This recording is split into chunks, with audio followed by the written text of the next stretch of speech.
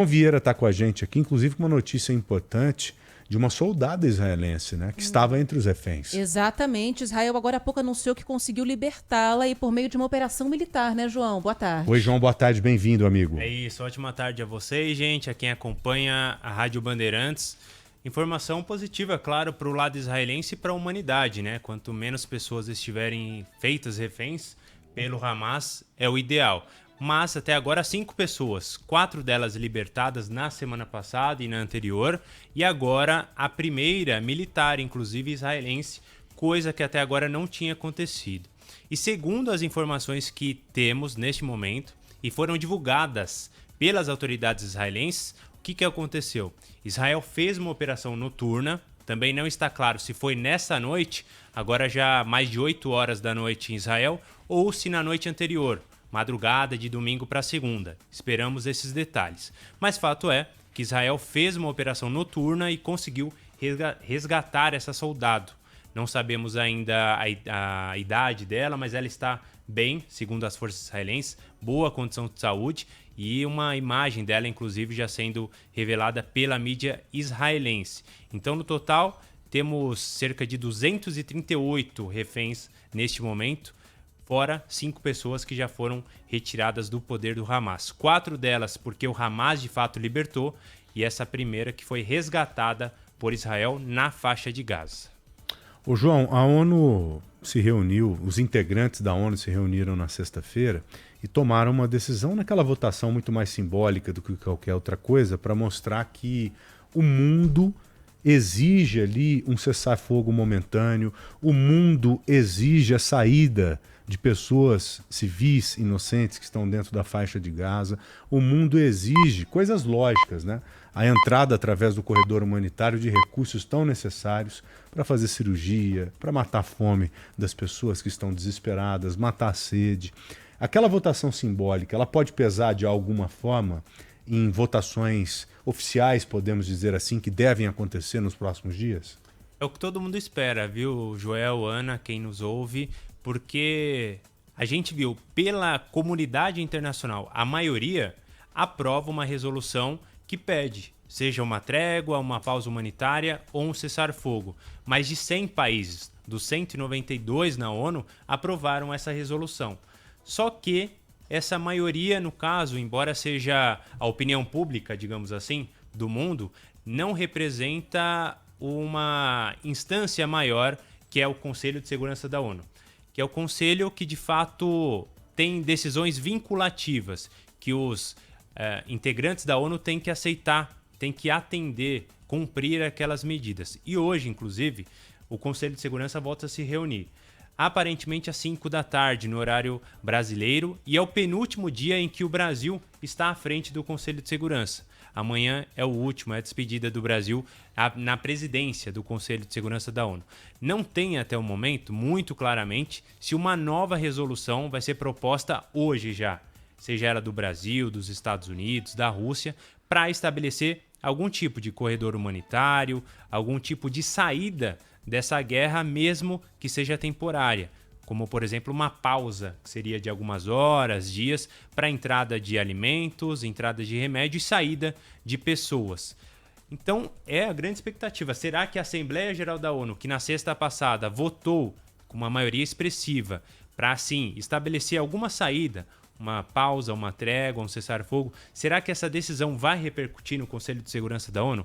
É muito provável que não. Infelizmente, porque os Estados Unidos seguem com a mesma versão de que não querem um cessar-fogo, porque isso daria mais poder ao Hamas, porque o perigo não cessaria a Israel. Mas, por outro lado, Israel teria que parar de combater o Hamas, justamente o mal maior na visão deles.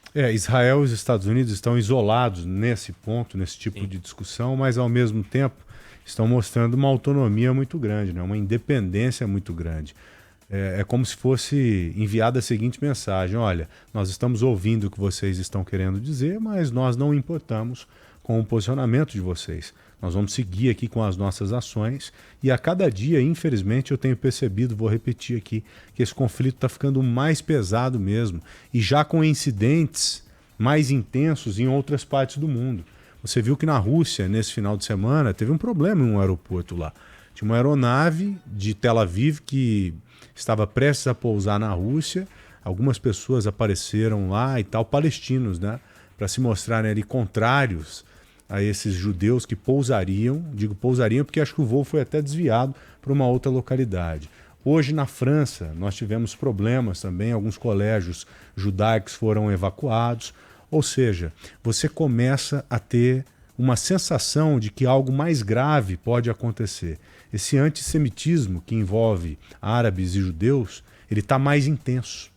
Ele está, infelizmente, mais pesado, mais presente do que nunca. Não sei se mais presente do que nunca, porque o que o mundo enfrentou na época do nazismo, acho que, felizmente, nós nunca mais veremos. Mas hoje dá para dizer, sim, que nós estamos enfrentando um momento delicado quanto a isso. Talvez um dos piores nos últimos tempos, sim, né? Pelo que a gente está vendo sendo alimentado por esse conflito. E você estava falando em ajuda humanitária, o João também.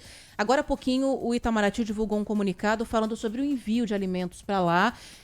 2 toneladas de alimentos oferecidos pelo Movimento dos Trabalhadores Sem Terra. Tem arroz, derivados de milho, leite em pó. Vão ser levados por um avião da FAB hoje do Brasil para o Egito. Decolagem está prevista para acontecer às 6 da tarde de hoje da base aérea de Brasília. Então, essa aeronave parte hoje rumo à faixa de Gaza. E a gente segue na expectativa para repatriar os brasileiros que estão dentro da faixa de Gaza. A aeronave presidencial que decolou há coisa de 10 dias, algo assim, permanece no Cairo, aguardando a saída dos brasileiros que lá estão. Inclusive, nós tínhamos perdido o contato com os brasileiros, né, com o Hassan e a Shahed, principalmente. E conseguimos retomar esse contato porque a internet voltou a funcionar, né, João? Voltou. Depois de algumas horas, um dia aí, né? Esperando esse contato ser retomado das linhas de comunicação que são tão importantes em qualquer momento da nossa vida. Imagine então numa situação desse tipo, que pode dificultar esse resgate dos brasileiros, de outros estrangeiros e mesmo dos palestinos que lá vivem. E agora temos essa comunicação retomada, ainda que continue sendo instável, como já era antes, porque a situação é dramática, social, humanitária, econômica na faixa de Gaza há anos. Principalmente agora, claro. Então é um ponto positivo que essa ligação com a comunicação tenha sido retomada, e a própria embaixada brasileira afirmou isso, que vai facilitar essa comunicação entre, claro, os diplomatas brasileiros, que temos lá inclusive embaixador na Cisjordânia, é uma região diferente da faixa de Gaza, mas que cuida dessa repatriação, mas ainda sem nenhuma estimativa de quando eles podem sair de lá, viu Joel, a todo mundo que nos acompanha, porque, de novo, a gente volta a essa discussão.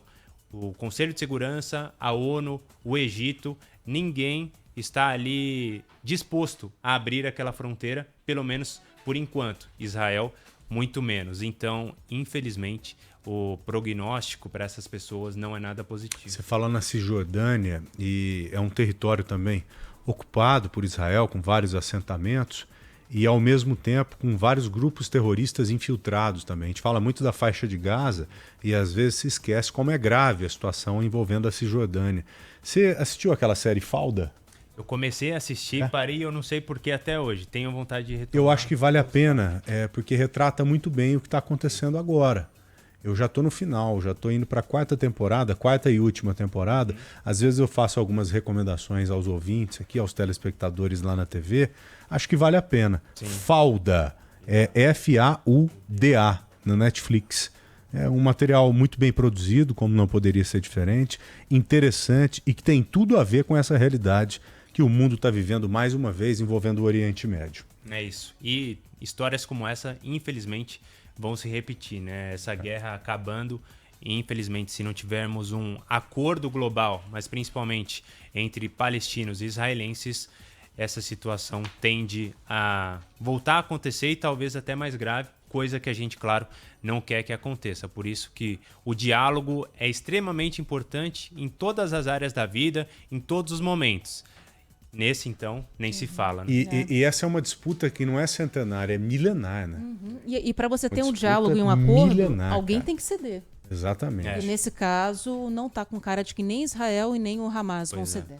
certeza. João Vieira, mais uma vez, muito obrigado. Prazer enorme te receber aqui. Valeu, prazer é meu. Parabéns pelo seu Obrigada. trampo, Valeu. mano. Tamo Parabéns juntos. pelo seu job, mano. Tamo junto, é nóis. Valeu, um grande abraço para vocês. Obrigado, João. Ótimo jornal e sempre apostas. Obrigado, Valeu. vai com Deus.